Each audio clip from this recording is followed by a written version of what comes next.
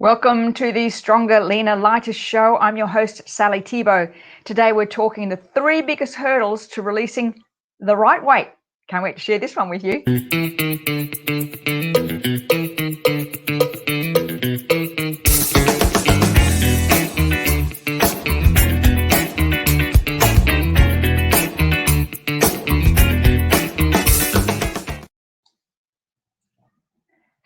Hello, and welcome. I hope you've had a wonderful Easter. Here we are back again for the Stronger, Leaner, Lighter show, first week in April. And I'm really excited about this show today because this is something I'm really passionate about, and that is teaching women how to release the weight that no longer serves them.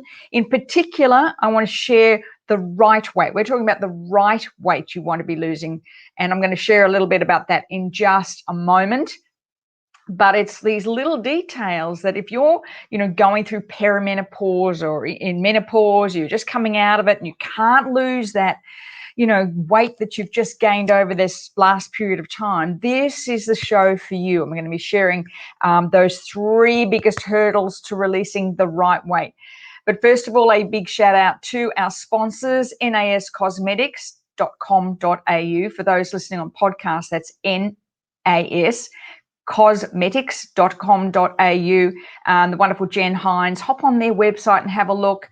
The cosmetics are fantastic. If you're really into no toxic living and you want to be really cautious about the things you're putting actually in your body and on your body, Jen's the girl to speak to. NAS Cosmetics are an award-winning brand, and she's just released a new program. So if you're in the process of looking maybe for something, you want to change jobs, you're really worried about COVID, and perhaps you've got a desire to work in makeup or to work with women to make them feel fantastic, hop on the website and have a look and have a chat to Jen. All right, let's talk about the hurdle number 1 to releasing the weight that no longer serves you. And in particular, I really want to share with you this I think for many women is really difficult. And that is understanding that restricting calories and intensive exercise cause you to lose the wrong weight. They cause you to lose, number 1, they impact on your metabolism. But number 2, it's focusing on subcutaneous fat. And that's not what we need to focus on right now. We need to be focused on visceral fat. I go on and on about this, my shows, but visceral fat's the fat that's been linked to type 2 diabetes, heart disease, some cancers, and now the implications with COVID, that have people with high amounts of visceral fat in their body are more likely to succumb to the virus, more likely to end up being hospitalized, and more likely to end up in ICU. So really focusing on your visceral fat is extremely important. And restricting calories, so dieting, watching calories, which is so 1980 really. We just don't want to be doing that anymore. And even as we age, thinking in terms of restrictive exercising, it causes you to restrict and slow your metabolism. And that's the last thing you need to be doing, especially if you're over 50. You want to be boosting that metabolism. And how does this work? Well, our body needs fat and calories to support the muscles and organs in the body. When you don't put enough calories in your body, it impacts on your muscle mass. How? Because the muscle mass, the mitochondria, which fuels the muscles in your body, it is responsible for your metabolism, adjusting your metabolism. When you don't put enough calories in your body for it to function, the mitochondria and your metabolism slow down. And the reason that happens is because your body thinks it's going into starvation. And this is how, people in the concentration camps stayed alive for so long, is that their metabolism slowed right down in order to survive on less and less calories. Now, what our body does is if we are doing restricted eating of any sort, it just slows your metabolism down, because you need the calories to make your heart function, your liver function, your kidneys function, your brain function. You need the calories.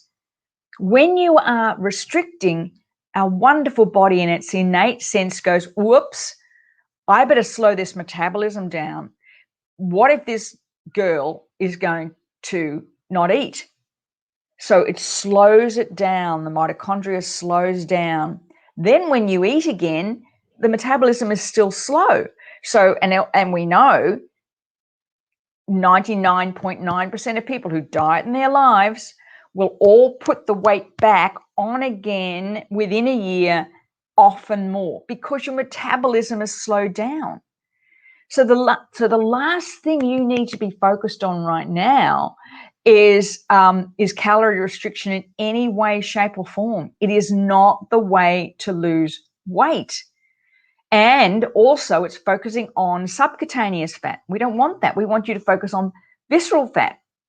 This is not about being skinny, and it's not about being a size 8. This is about having healthy fat on your body. And subcutaneous fat has been proven to help aid in increasing your immune system.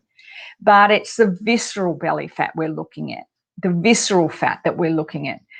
And one of the other things is not all calories are the same. So,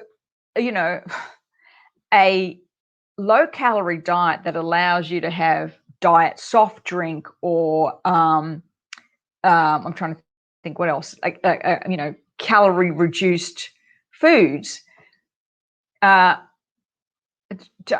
do nothing for you. That's not what the body needs. The types of calories you put in your body are really important. Good quality fats like avocado and olive oils, good organic meats, eggs, those types of, and if you can deal with dairy, full fat dairy. Lots of studies to show that full fat dairy, not with sugar in it, but full fat dairy is really good for your metabolism, and also good for your skin. Now, if you can't have dairy, studies have shown that full fat Greek yogurt, you can often cope with that. But you want to be looking at good quality fats. You don't want to be having fats that come from seed oils, for instance. It's not good for your visceral fat, helps to lay down that visceral fat. So not all calories are created equal. And so counting them is a bit silly. It's really silly. It's just so 1980, went out with leg warmers and headbands and all that stuff, and scales. You don't want to be looking at. So what's the best way? What's the way to overcome that hurdle? In my experience, it's intermittent fasting. Intermittent fasting is just, this study after study after study after study now coming out and showing the impact that intermittent fasting can have on the body. I like to say it just helps you kind of have a rest. Like, body's not trying to digest food all the time. But intermittent fasting, and we're talking about time-restricted eating here. So that would be sort of the 12-12 or 16-8.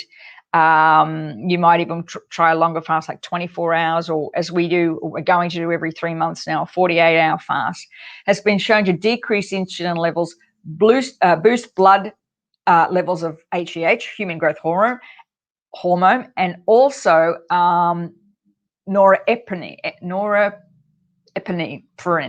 I can say that word. Norepinephrine, whatever it is. And it helps your body build fat more efficiently. Oh God, I had it all the way through this show. Norepinephrine, whatever it is. Helps your body build fat more efficiently. Now, the good thing about that last one that begins with N also helps with focus and brain alertness. And to me, that's what's really important. I've talked on the show about if you were wanting to release weight, what for? What's your focus? And my focus is longevity, energy and longevity at the moment. That's what I'm looking at. Building my immunity to have a long, healthy life. And so fasting has been shown to help your brain and help lower insulin levels, as I said, in the HGH. So it really does help. And what studies have shown is by having a normal calorie, you should, whatever it is, I don't count them, I just go on whatever I feel like eating, but in a window, so eating for 8 hours or only eating for 12 hours can really impact, and that's will make a real difference to the visceral fat, the amount of visceral fat in your body, and helps to burn those calories more efficiently. And exercising in a fasted state, exercising in the morning if you are fasting from night. So what I do is we finish dinner around 7, and I wait till 11 o'clock in the morning to have a protein smoothie. There's right and wrong ways to fast. And my experience, many people don't do it right. But if you do it correctly, you have more energy, you have more focus. It's just wonderful. And as I mentioned, we are going to do another 48-hour fast, probably the end of this month, just because, over Easter we indulged a little. Good wine, good chocolate, all that stuff. And I really felt it. I didn't sleep as well. The last 3 nights when we were having chocolate and wine, I really impacted on my sleep. And last night we had no wine, no chocolate, and I noticed a huge difference. So it's really important. And that leads me to the next thing, hurdle number 2, which is the role that alcohol plays in weight release, and it's got nothing to do with calories. We used to hear all the time, drinking alcohol is sort of empty calories, blah, blah. It's got nothing to do with that. There's not a lot of calories in a glass of wine, and especially add soda water or ice cubes or something. What it is what they call alcohol or fat sparing. So what happens is when you drink alcohol, your body, your liver, burns those calories first, as the liver's trying to process the alcohol, and fat second. So what happens when you drink alcohol is that you're slowing down that whole weight release process, and it's impacting on your liver. And that doesn't mean going without alcohol at all. That means just ensuring that you have at least 2 to 3 days a week where you're not drinking alcohol, or looking at ways that you can slow the alcohol intake down, either by adding soda water to white wine, adding ice cubes, or having a glass of water in between each glass of wine. So you want to be looking at ways in order to decrease the amount of alcohol if releasing weight is what you want to do right now. And we have just found, we did a 7-week alcohol-free fast, and I just felt so much better that I like my wine. I really enjoy my wine. Friday night and Saturday night, that's when we have a glass of wine or 2 or my gin. But Monday, Tuesday, Wednesday are definitely no-nos. And if we're out, maybe on a Thursday night. But I always try and make sure I have at least 2 alcohol-free nights per week, because you want to make sure that the alcohol is not being burnt first, that the body is effectively burning that fat and the fat stores. And hurdle number 3, which is the simple 4S solution that most of us miss. When you want to release the weight that no longer serves you, let me know if this is ringing any bells or ask any questions that you want. The simple 4S solution that you need is, number 1, less stress. Stress has been identified as the number 1 contributor to the laying down of visceral fat. And that's because of the way cortisol works in the body. When you're stressed, you're in a state of low-grade anxiety, low-grade stress. The body produces more cortisol. When you're not using that cortisol for energy, cortisol helps produce adrenaline. If you're not using that adrenaline for energy, it just lays down as visceral fat. What we went through in the last couple of weeks with this sort of, are we locking down for COVID? Are we not? This going on? It's just this low-grade stress. It just puts us in this heightened state of awareness. And so that stress, that low-grade stress that you're not getting rid of, is just laying down as visceral fat. And it is the number 1 contributor. So using EFT and meditation, getting outside as much as you can, grounding yourself in nature. All those things are incredibly important if you want to release weight that no longer serves you. So the 4S's are, first of all, less stress. Second is more sleep. And I mentioned this before, after having 2 or 3 days with chocolate and lots of wine, I really, really noticed a difference in my sleep. So I was waking up, in that about 2:30, 3 o'clock. And just that space where you kind of wake up and you're like, I'm kind of awake, but I'm not. I know I'm not asleep, but I'm kind of, it's that feeling. And so what's happening there is, again, number one, the Chinese call that liver time. So your liver is trying to metabolize the sugars and the alcohol. And also, if you've had sugar before you go to bed at night, it causes a blood sugar spike. And of course, 4 or 5 hours after that, your blood sugar drops. And what helps to balance your blood sugar levels is cortisol. So it'll wake you up. So being very mindful of ensuring you get good quality sleep. So having some patterns, that is, making sure you're not, haven't got your phone in the bedroom, that you're turning off the screens at least half an hour to an hour before you go to sleep, ensuring that you're not having high sugar content meals just before bed. Alcohol just before your bed, again, is not a good idea. You want to wait for about an hour before you go to sleep. A darkened room, and if you can't get a darkened room, a sleep mask, which I now sleep in. We live in an apartment in a built-up area, so there's lots of light where we live. So since having a sleep mask makes such a big difference. And just a cooler room.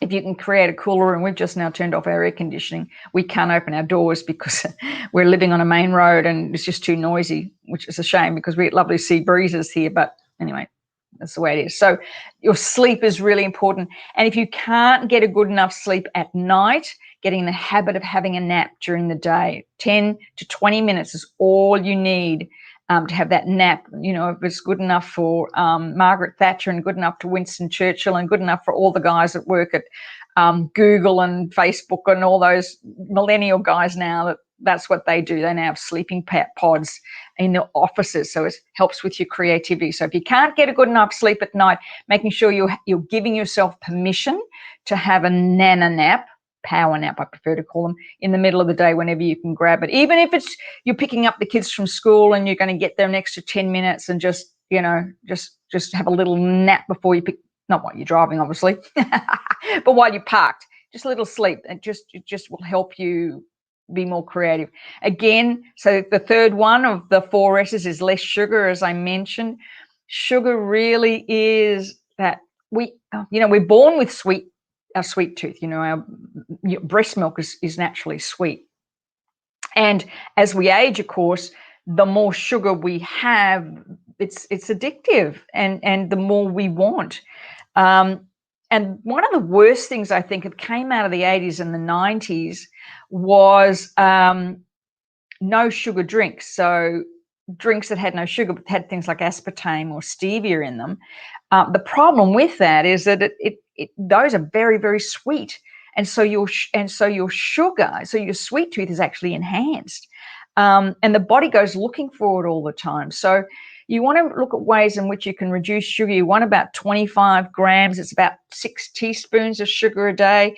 Read the labels on everything that you buy. I think I've mentioned this before. I mentioned on the show, I think it was last week or the week before, I love my gin and tonic until I discovered there was 27 grams of sugar per glass of tonic water. 27 grams of sugar in one glass of tonic water. Here's me thinking it was like, tart. But I've switched to no sugar tonic water, and so the days that, we're not having alcohol, that's what I use.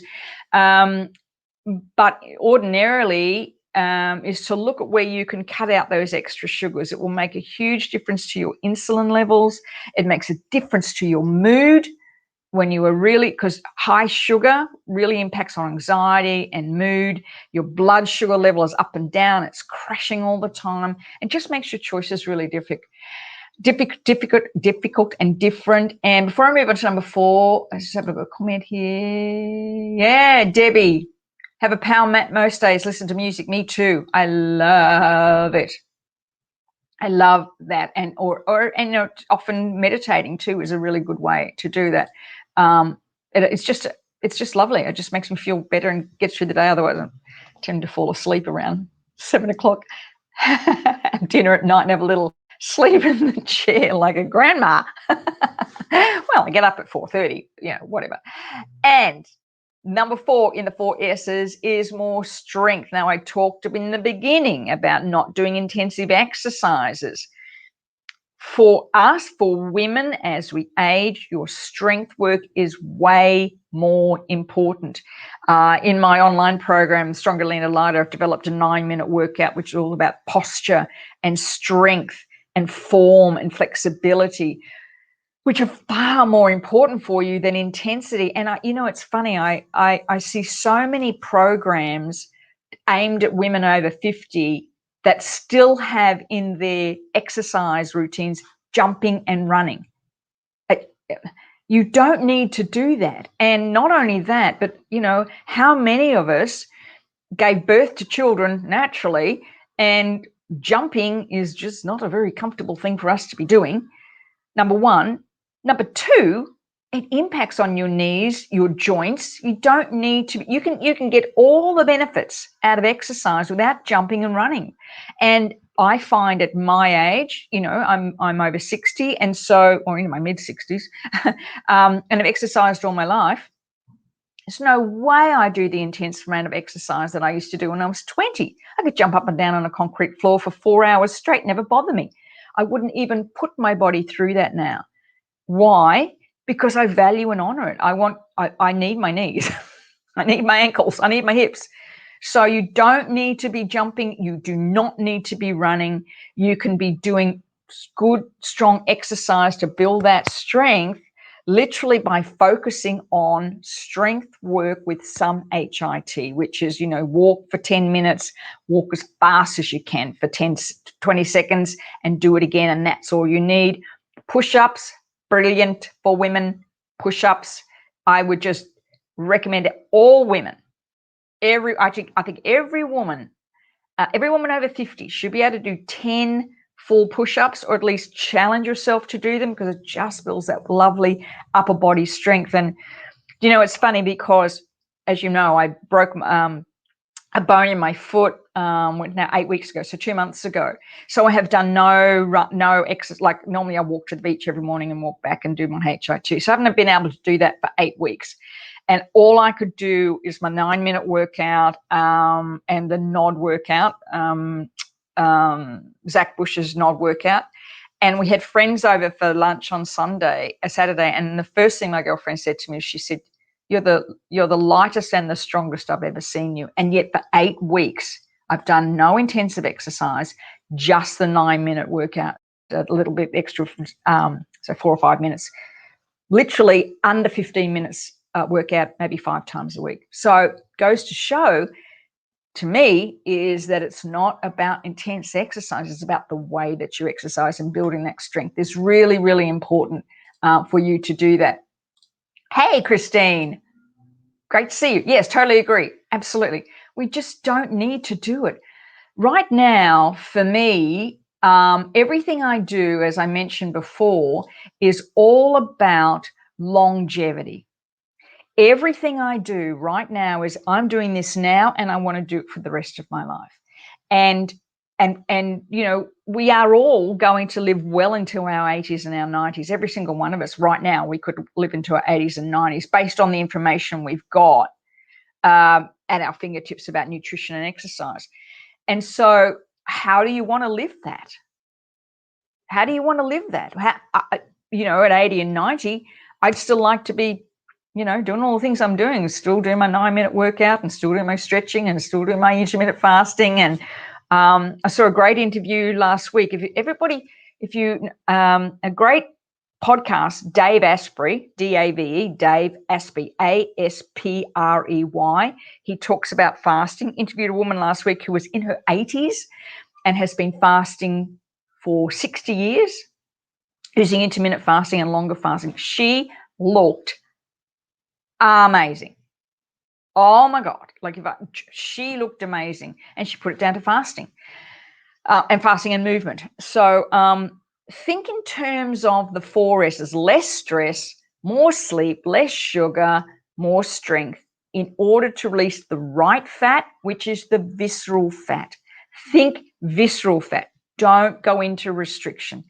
Now, I do want to let you know that my second round of the Stronger, Leaner, Lighter online program starts on the 26th of April. If you want to know a little bit more about it, we'll have details of it next week. You can find it online. But if you want to know about it, you want to have a chat with me about it to see if it's a right fit for you, and you think, 26th of April, I'll be ready to do something for 8 weeks, get me through winter, we can have a chat.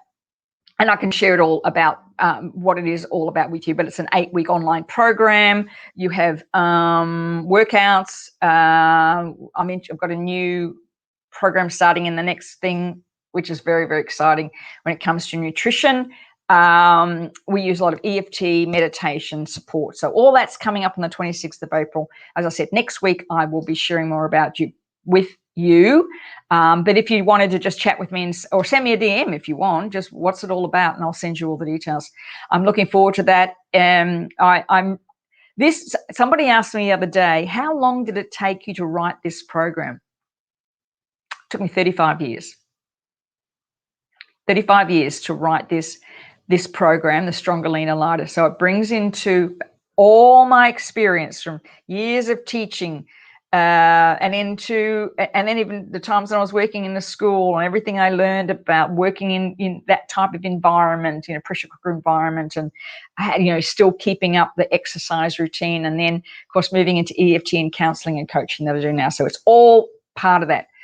So if you're interested, send me a DM or just pop on. We'll have a quick chat about it. That starts on the 26th of April. I hope this has helped today. We've gone over time again. And remember, those 4 things about releasing visceral fat. Let me just go over them again. Less stress, more sleep, less sugar, more strength. And those are the things that can help you feel stronger, leaner, and lighter. Have a wonderful rest of your week, everybody. The sun has finally come out in the Gold Coast. Hallelujah. After 4 days. It's going to be a very hot weekend, apparently. Have a great weekend, everybody. And I shall see you on the Stronger, Leaner, Lighter show next Wednesday at 12 o'clock Queensland time. And, what was that? Oh, thanks, Christine. I'm feeling pretty good. I'm feeling really good. I feel actually tons of energy. It's just, love it. That's what happens. Thanks again. Thank you for that. And yep, you're welcome. And we shall see you. Oh, where am I? I'm lost my thing. See you next week. Bye.